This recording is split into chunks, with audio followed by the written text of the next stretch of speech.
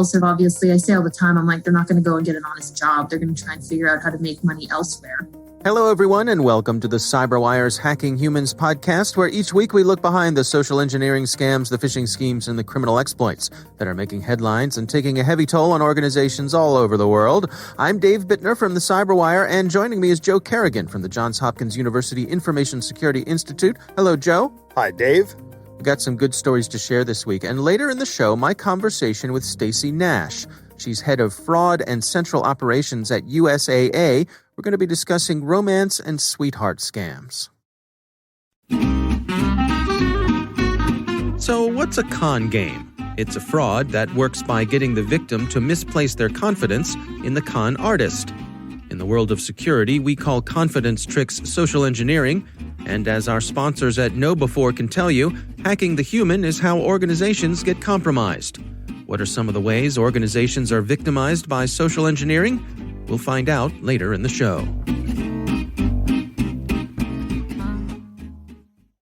All right, Joe, before we jump into our stories, we got a little bit of follow-up. We received a kind letter from one of our listeners who had a question for us. This person asked that we not reveal their name, so we're going to honor that request. Yes, of course. I'm going to read parts of the letter here. There's more to it, but just for in the interest of time, I've distilled it a bit. And they write, during the Easter time, 2 universities in Dublin got attacked by ransomware. I am a student at one of the universities that got attacked by the ransomware, and I have friends who are students in the other one. Now we are sharing the same feeling of what the hell is going on and how is it going to be, because things are pretty confusing. Yeah. They say, I know it might sound rude at the first time, but what is calling my attention is the fact that how people are dealing and not disclosing any important information that we might need. The systems went down between the 1st and 3rd of April 2021. What we thought being an instability became a ransomware attack that was widely noticed through universities' social media. One of the universities are updating their website, but the other is not. But there is not any communication about what happened through our emails. Most of us only received an email saying, you must change your password now, a few days ago. Now, most part of the systems have been restored, but can I trust it? Now, this is a really interesting aspect of this, Joe, where a university student, and of course, this is an environment that you are intimately familiar with. Steeped in it daily, Dave. Yes, Johns Hopkins. Right. But the students are very much dependent on the infrastructure that the university provides. And when a breach happens like this, how do you restore trust in the students' minds? That's an excellent question, Dave. And the listener's question, can I trust it? My answer to that is you can trust it as much as you did before, I think. What I will say here, though, is it sounds like these universities are not doing their communication part of this well. Anytime you suffer one of these attacks, you absolutely need to have communication as part of the response. Your incident response team has to have that on their docket of things to do. It's got to be there. And I can imagine that it's very frustrating when you don't hear things from people, particularly when you're a student in a university, and these ransomware attacks frequently turn out to be breaches as well. Has your personal information been compromised? Has somebody gotten that? What I would say to anybody, anywhere, is my first boss in any computer job told me, Jeff Russell said, the first 4 rules of computing are backup, backup, backup, and backup. Make sure you have your data backed up in some way that you can take care of it. Perhaps the university has your data backed up. That might be one of your backups. You might have an offline backup. That could be another backup. There might be things in the cloud. All these things are, you have to have your data in different places in order to protect it. Can you trust it? I mean, you can trust it to some degree, but you should have contingency plans. Yeah, I'm trying to think of a good way that you could get answers if you're not satisfied with how they're communicating. I wonder if you could reach out if the university has an on-campus news publication, something like that. Perhaps they would have the influence to be able to get more answers than just an individual student would who was reaching out. Yeah, if you have a campus newspaper, I would definitely go in and ask them. A lot of times, though, you find that they are really hamstrung by the administration of the university, right? Mm-hmm. Well, I also wonder, being in Dublin, how much do they fall under GDPR for disclosure? They are completely under GDPR. They are under the European Union and under the governance of that law. Yeah. Well, and I guess the advice also to the university is, the more forthright you are and the more you share information along the way, Yeah. You're going to maintain the trust of your users. Correct. Rather than them having to guess and it's that whole nature abhors a vacuum. In a vacuum of information, people are going to start filling in their own imagination. Exactly. And I'm not saying that these universities are behaving in a malicious manner. They're probably not. They're probably in a state of trying to resolve the issue. And in that state, they're working hard to do that, but they're not. Part of that has to be communication. There has to be somebody who's assigned to find out what's going on and then communicate that out to the user population of the university. Mm-hmm. Yeah, absolutely. All right. Well, our thanks to our listener for sending in that question. We would love to hear from you. You can email us. It's hackinghumans@thecyberwire.com. All right, Joe, let's move on to some stories. Why don't you kick things off for us this week? Dave, my story comes from the New York Times, written by Alex Marshall. Let me ask you, are you familiar with the Ballygifford Prize? I am not, no. Of course not, Dave, because it is a respected British award for nonfiction writing. I was also not familiar with this until I read this article, so fair enough. Never heard of it. But these organizers of this prize got an excited email from an author, Craig Brown, who had been awarded the prize the night before, and he won the prize for a book about some 1960s boy band called 150 Glimpses of the Beatles. The email said, "Words cannot even begin to describe how over the moon I am," right? And then the email went on to say, "I'm currently experiencing a few hiccups with my bank account, but also with the pandemic. Could the organizers transfer the prize money, £50,000, which is about $69,000, to my PayPal account, if that's okay?" The prize's executive director, Toby Mundy, said the message was written with tremendous confidence, and there was a bit of zooshed about that last sentence. But Toby was wise to the scam, and he actually called Brown, right? Called the author, and said, "Hey, what's going on here? I got this email from you, and guess what, Dave?" Wait for it. Yeah, the email was a scam. Someone was trying to steal the money from him.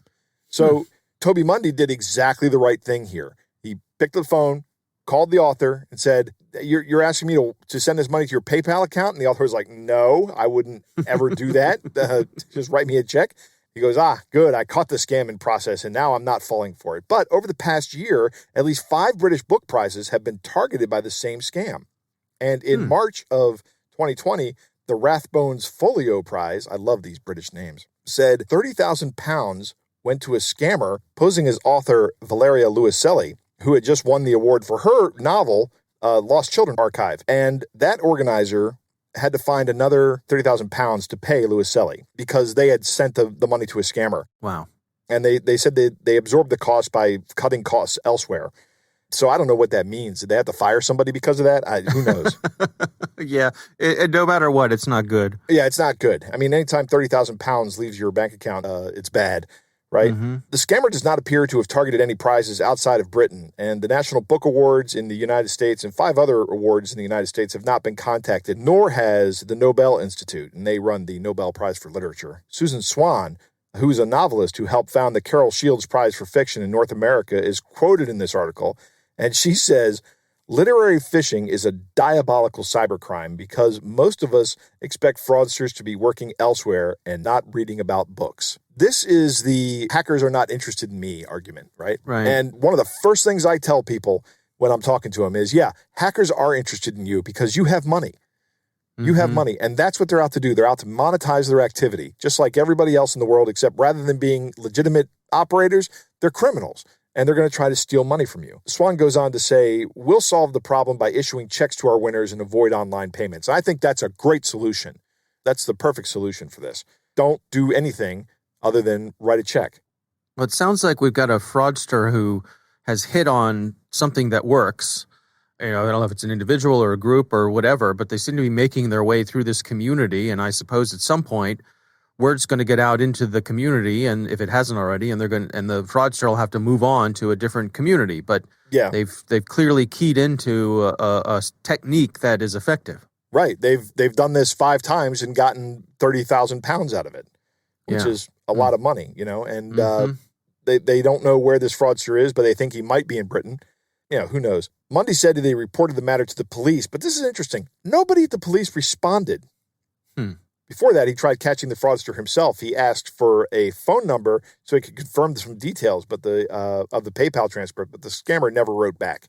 So, maybe if you work with PayPal, because PayPal requires a lot of information to set up an account, as I recall. It's been years since I set up my account, but you have to provide legitimate information. That money has to go somewhere, usually to a bank account that's associated with something. Of course, that could all be fraudulently established as well. So yeah, could be making use of a money mule. We've seen that many times as well. You just never know. All right. Well, it's an interesting story for sure. My story comes from the LA Times, and the title of it is "Scammers Can't Get No Satisfaction." And it has to do with a Rolling Stones tribute band who is among several bands who are targeted in a fake check scheme. Joe, have you ever been out to see any of these tribute bands? No, Dave, I've never been to see a tribute band. I like to go see the original band, and if I can't do that anymore, I just accept the fact that I've missed my opportunity. Right. Well, I saw a Queen tribute band, I guess right before we went into lockdown for pandemic, and I have to say it was way better than I had expected it to be. Like, really? They were really good, and they sounded like Queen. I mean, the key to a good Queen tribute band is you got to have a killer Freddie Mercury, and they did. Absolutely. So, so it was really quite a lot of fun, but I digress. So this story is about some folks who have this tribute band, and someone reached out to them pretending to be a nonprofit in Hong Kong, and they reached out to the band and said that they wanted to pay them for a 35-minute set that would be streamed to a Hong Kong fundraising event. Okay.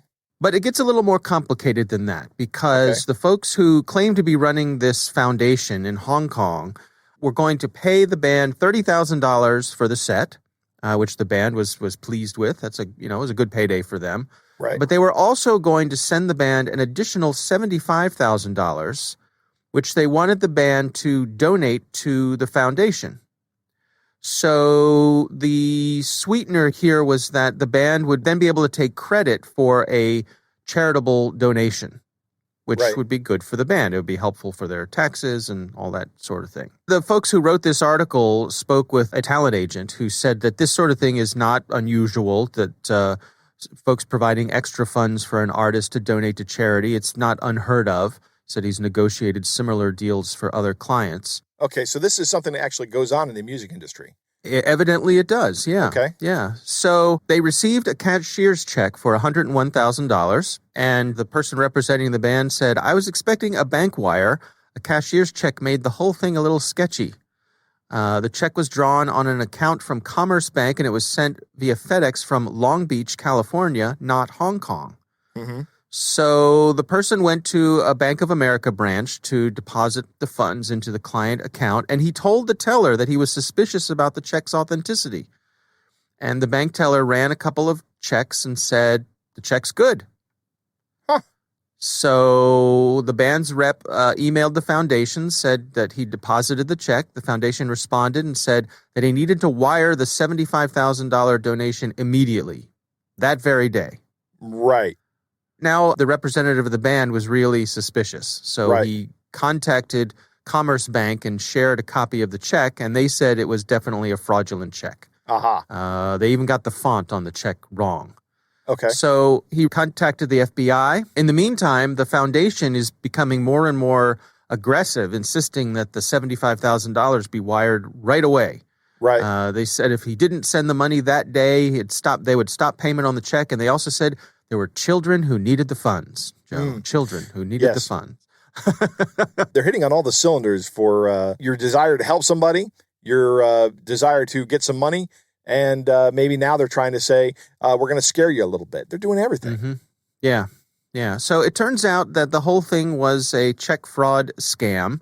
Can you explain that, Joe? Do you understand how those work? Yeah. A check fraud scam is generally they don't involve cashier's checks. It's like a business check that is drawn on a fake account. And the idea is I'm the scammer and I say to Dave, here's a check for $1,000, but I need you to wire $600 of it to person C, right? You go to the bank and you say, Joe gave me this check for $1,000. And they go, okay, that's fine. Your funds are available. And then you go immediately and wire the $600 to person C, who's actually working with me. And then when the check bounces and you don't have the funds anymore in your bank account, the bank still expects you to pay them the $600 that you wired out. So you've been scammed out of $600.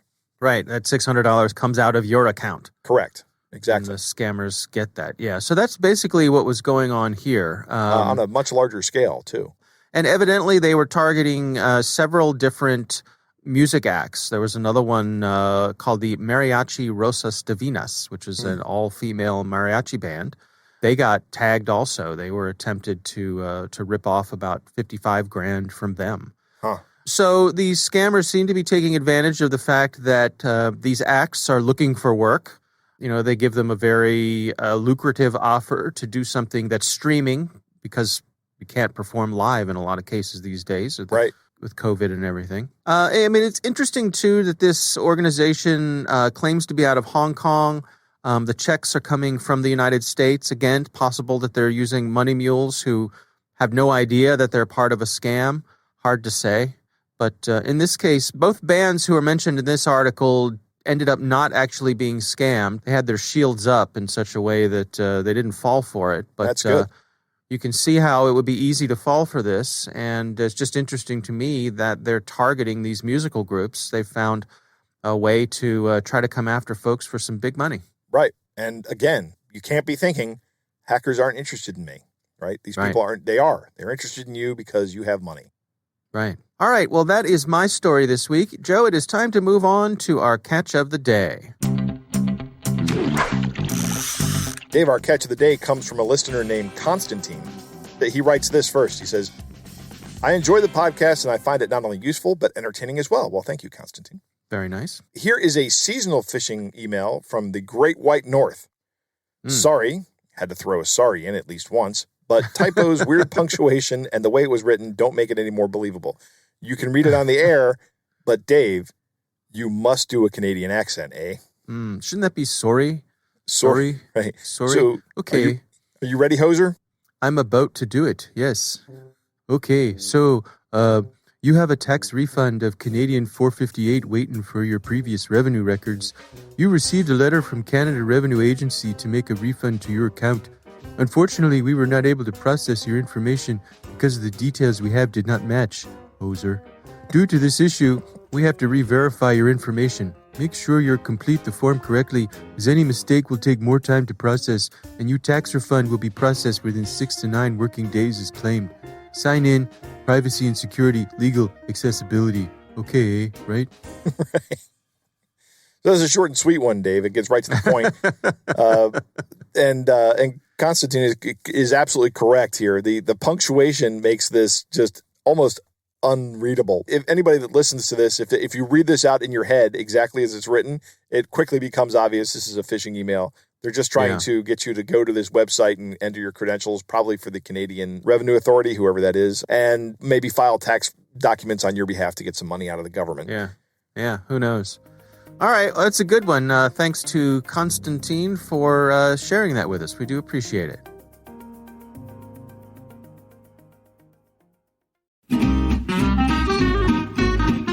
So let's return to our sponsor, KnowBefore's question. Carrots or sticks? Stu Showerman, KnowBefore's CEO, is definitely a carrot man. You train people, he argues, in order to build a healthy security culture. And sticks don't do that. Approach your people like the grown-ups they are, and they'll respond. Learning how to see through social engineering can be as much fun as learning how a conjuring trick works. You can hear more of Stu's perspectives in KnowBefore's weekly Cyber Heist News. We read it, and we think you'll find it valuable too. Sign up for Cyber Heist News at knowbefore.com/news. That's KNOWBE4.com/news.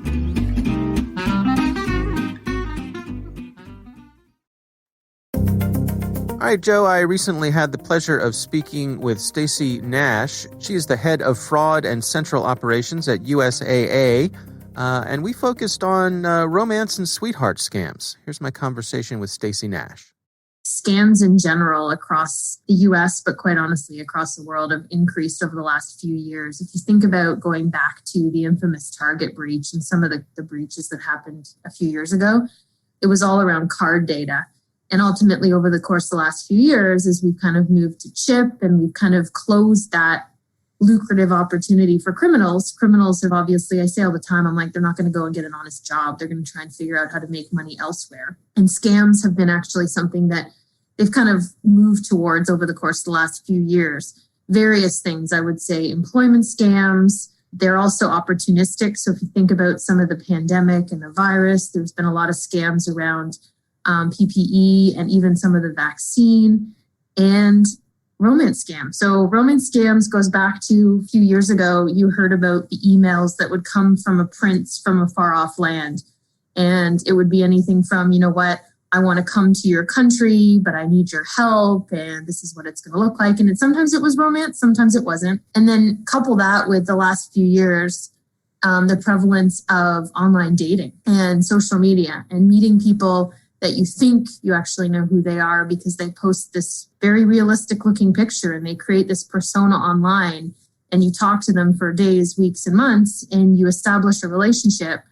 And ultimately, at some point during that courtship, the person that you're in the relationship ends up asking for something. And it's either, most of the time, it's money, but sometimes they'll ask for even access. So access to your accounts, your PIN number, any like access passwords. And the ruse around that is typically it's something to do with, you know what, I really want to be together. I want to live happily ever after. I just have to tie up a few loose ends on my end. Sometimes they'll go as far as to say they've got to actually care for an elderly parent or, you know, a relative, and they don't want to leave anybody hanging. Whatever they can do to actually drive empathy and trust, they'll use. And the victim will send the money and never hear from them again. Now, what do you all track in terms of who these folks are targeting? Or are there specific groups that they go after? Honestly, I would tell you, Dave, a couple years ago, it was targeting more of our elderly demographic. But over the course of the last few years, there's been no discrimination in that anybody's open and an open target. I've seen people that are in their early 20s all the way up to some of our more senior consumers all be the target of this. So anybody who actually you can find online and you can, bring into a relationship is a target, unfortunately. Can you take us through what the process typically looks like? I mean, someone's minding their own business. They're monitoring their Facebook profile or Twitter or one of the other social media platforms. How do these folks reach out and establish contact? You just named one of them. So one of the most common is through social media. You think about, even myself with my kids, I'm like, don't ever connect with anybody online that you don't know, that you haven't actually physically met and talked to, and you can attribute where you know them from. Unfortunately, you see people who have thousands and thousands and thousands of connections, and you think, wow, that person must have so many friends. Reality is they don't know a lot of those people. So in those situations, you've got people that you connect to, they're in your network. At some point, one of them might start talking to you. The relationship can move into just kind of niceties to eventually some kind of a romantic relationship where you're talking, and then that blossoms into something more. The other scenario I would say is, kind of moving away from just kind of your typical social media sites to actually going into the dating sites. So the dating sites where people will actually go in and set up a profile and look like a legitimate individual and go from there. So it runs the gamut. I would even tell you too, we've had situations where people will apply for jobs on legitimate job posting sites. And, in some cases it might look like an actual scam tied to a job opportunity. But in some of those cases, it can turn into, okay, you know what, the position's been filled, but, let's keep in touch. And all of a sudden the people keep talking. And one thing leads to another, and they think they've got a friend and or a relationship. And then all of a sudden it's like, you know what, we might have an opportunity here, but it's going to cost you $1,000. If you send me $1,000 for all the materials, we'll ship it to you and you'll be good to go and you can start working. So it's all about building a foundation of trust. And as soon as that trust is established, they strike. What are your recommendations then? I mean, we're in a kind of a tough time right now. People are lonely. They feel isolated. They want to feel connected to other people. What are some of the red flags? Anytime you're talking to somebody for any period of time and you haven't actually looked them in the eye, and I know in this environment, especially with the pandemic, you can look somebody in the eye virtually, right? We've got FaceTime, we've got Zoom, we've got all kinds of technology where I can actually look at you. I would say the first thing, don't ever give away anything, including personal information. Like, we're talking about sending money and giving PII and access to banking, but even just personal information from an identity perspective, I would be suspicious about sharing any information until I feel like, I've quote unquote met the person. But especially if somebody asks me for money at any point, even if it's months in, I'm going to be suspicious. Honestly, Dave, maybe not for the interview. It might be because of the industry I'm in, but I've seen so many stories where this is, it's so prevalent. And I would say the red flag tends to be you haven't seen the person, you haven't met the person. The other thing I would say red flag is if a story sounds too good to be true, it typically is. If it looks too good to be true, it typically is. I will tell you from a USA perspective, one of the things that, we see sometimes from our military community, and this wouldn't be unique to USA, but a visual or a picture, a profile picture of a military, like a serving woman or man, automatically invokes trust and respect. So the other thing I would say is, if there's a profile that actually has that picture, I'd want to go really deep into understanding how that individual served their country, where they were, and then, going back to my comment around meeting them, because I think that's another thing where these criminals know that by putting certain pictures up, they automatically gain trust and respect. Now, what are you all tracking in terms of folks reporting these things? Am I right in my understanding that there's a lot of embarrassment here, so these may go underreported? You're very right. Yes, there is some shame and embarrassment tied to it. I will tell you, the stigma is thankfully starting to lift a little bit just because it has unfortunately become so prevalent. The other thing I will tell you is, we have people who report or will call us right before it happens, which thankfully those are the calls that I know our organization and all the other organizations, because I'm in contact with, most of my peers at the other financial institutions, we would much rather have that conversation before somebody sends the money. And, we'll take a call as an example that says, what, before I do this, I just want to check, like, does this sound right to you? And we have the opportunity to say, no, don't do it. But I would say that we still have those conversations where somebody will call and explain that they've sent money somewhere. And in some cases, they actually still think it's legitimate. And, in some cases, they might even be worried about the person because they haven't heard from the person. And those are the tough conversations where you have to kind of say, well, unfortunately, I'm pretty sure you never will. I think you bring up a really good point, which is that you would encourage people to call if they have a question, right? I mean, that's part of what you're there for. That's part of the service you provide. People shouldn't feel like they're taking up someone's time or bothering somebody if they have questions about these things. Not at all. Not at all. At all. Like, I would 1,000% rather take a call from somebody that says, I read this, I got this text, I got this email, I received this robocall, whatever it is. We're talking about romance scams, but regardless, anytime you get something that sounds suspicious or you're about to do something, especially when it involves divulging personal information, financial information, geolocation information, or money, I would check in with your financial institution, especially if it involves anything to do with your banking or your finances, because we've seen most of them. And to your point, Dave, that's why we're here. The number one mitigation we have against this, followed quickly by number two. Number one, though, is education, getting the word out, raising awareness, ensuring that people, to your point earlier, know that there isn't a reason to be embarrassed. Thousands and thousands and thousands of people fall for this on a regular basis, unfortunately. The second thing I would just say is, hats off to our law enforcement community because, they are fighting tirelessly with the banks to try and bring these criminals to justice. So those are the two things, as much as this is happening, just trust that we're doing everything we can, not only to protect people, but also to actually go after the people who are doing this whenever we can. All right, Joe, what do you think? Great interview, Dave. Stacey makes a couple of interesting observations. Carding is going downhill because we're moving to more chips. It's not going away because you can still do online purchases, right? So they still have value there, but it has become less profitable. And I love what she says here, that these guys aren't moving on to an honest job. Right.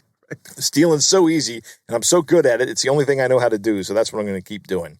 Mm-hmm. They're going to move on to this litany of other things they can do, and they are opportunistic. Romance scams have evolved over time. They've gone to the next level because of these dating sites and social media. And it's interesting that it's gone from an older person's scam to an all-ages show.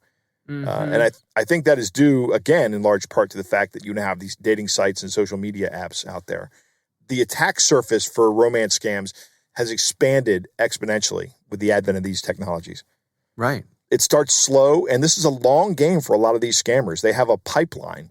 You know, they have to be working with, like in a sales organization, where you do so many different cold calls every day, and then after you're done that, then you go and you nurture the next stage of your people. And at the end, there's maybe 2 or 3 of these that pay out, right? And in sales, you think there's 2 or 3 big sales that you make. This follows the same kind of business model. These guys have to have that same functionality going on in their workflow and in their daily lives. Mm-hmm. And they strike at exactly the right time. That's common among a lot of these social engineering attacks. These guys know when it's time to ask for the money and how much to ask for. And they may have done their reconnaissance in the course of building this relationship to find out how much money this person has. You know what I would think would be hilarious, Dave, is if 2 of these romance scammers started working each other. I wonder if that ever happens. Right. Accidentally. Yeah. Right. I'll bet it does. It must. It must. It has to happen at some point in time. Right. I like a lot of Stacey's advice here. Protect yourself. And if you haven't met in person, then don't connect with these people on social media. I like to have that on my Facebook account, right? Like if I haven't met you, you're not friends with me on Facebook at all, period. Mm-hmm. But that's not the case for like LinkedIn or Twitter. People can follow you on Twitter. You don't have to connect back to them. And LinkedIn, I mean, I have close to 1,000 connections on LinkedIn, and I haven't met most of these people, but a lot of them actually know who I am. They comment that they like this show, and that's why they reached out, and I'm happy to connect with people who listen to the show. LinkedIn is a different kind of use case, I think. So I don't know. I'm okay with that on LinkedIn, but I'm not okay with that on Facebook. The ask for the money is a big tip-off. The other things that are a big tip-off are stories that are too good to be true.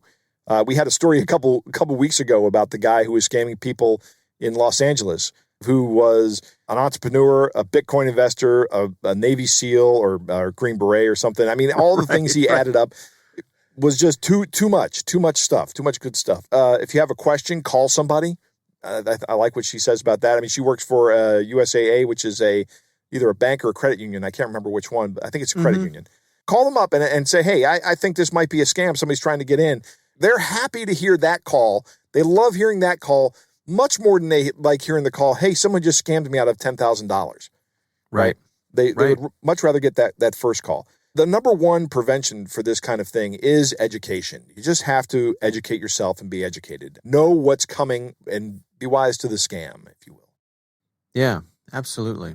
Well, again, our thanks to Stacey Nash from USAA for joining us. We do appreciate her taking the time. And we want to thank our sponsors, KnowBe4. They are the social engineering experts and the pioneers of new school security awareness training. Be sure to take advantage of their free phishing test, which you can find at knowbe4.com/fishtest. Think of KnowBe4 for your security training. We'd like to thank all of you for listening, and of course we want to thank the Johns Hopkins University Information Security Institute for their participation. You can learn more at isi.jhu.edu. The Hacking Humans podcast is proudly produced in Maryland out of the startup studios of Data Tribe, where they're co-building the next generation of cybersecurity teams and technologies. Our senior producer is Jennifer Iben. Our executive editor is Peter Kilpie. I'm Dave Bittner. And I'm Joe Kerrigan. Thanks for listening.